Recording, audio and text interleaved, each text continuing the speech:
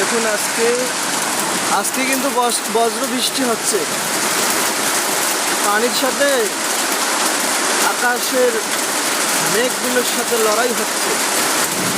দেখুন, এটাও আল্লাহর একটা নেয়ামত।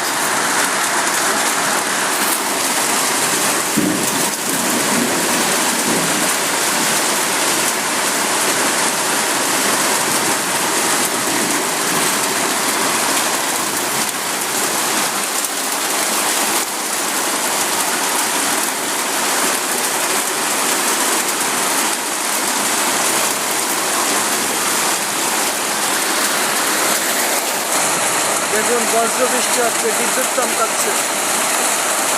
আল্লাহ তাআলা আমাদেরকে এসব দুর্যোগ থেকে হেফাজত করুক, আমিন। নবী সাল্লাল্লাহু আলাইহি ওয়াসাল্লাম যখন দেখতেন যে বৃষ্টি হতো, তখন তিনি ঘর থেকে বাহিরে শুধু পায়চারি করতেন, চিন্তিত থাকতেন যে এই পানি হয়তো মদিনাকে ডুবিয়ে দিতে পারে, এই পানি হয়তো মানুষের অসহ্যের কারণ হতে পারে। দেখুন কত জোরে বৃষ্টি হচ্ছে, কিন্তু আমরা এই বৃষ্টি দেখেও শিক্ষা নিতে পারি না যে আল্লাহ কত ভয়াবহ, আল্লাহর শাস্তি কত ভয়াবহ হতে পারে। এই বৃষ্টি দেখেও আমরা এটা বুঝতে পারি না।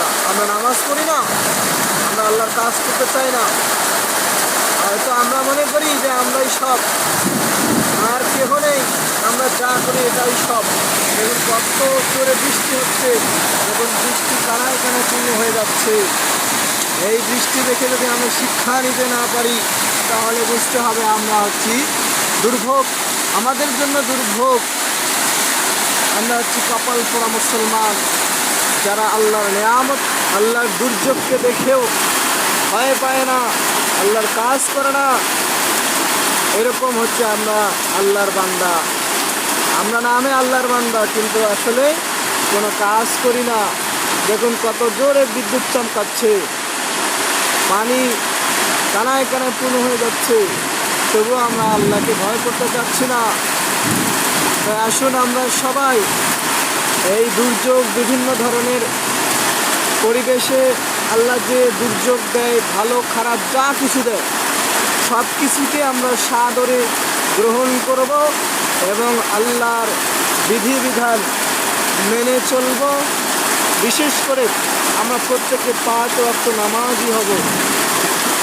এই বলে আমি আমার ভিডিওটি এখানে শেষ করলাম। আপনারা যদি ভিডিওটি পছন্দ করেন তাহলে লাইক, কমেন্ট, শেয়ার করবেন।